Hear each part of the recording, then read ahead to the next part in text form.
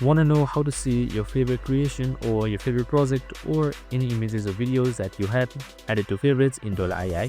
Well, no worries. In this video, I'm going to show you an easy step-by-step guide on how you can do it. It's super simple and under a minute, so let's get straight to it. Now, first things first, you can just simply open up your Dola AI application and make sure you are logged in as well. So we have also created a video on how to log in, so make sure to watch it. So in order to see your favorites, on the bottom right side, you should be seeing your profile right here. So you can just simply select that. So now once you select the profile, here you should be seeing your profile popping up, and here you should be seeing public and private.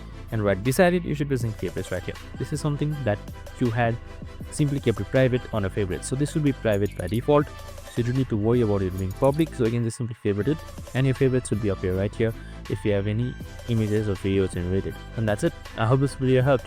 If it did, make sure to like, subscribe, and tune in with us for more of these videos. See you in the next one.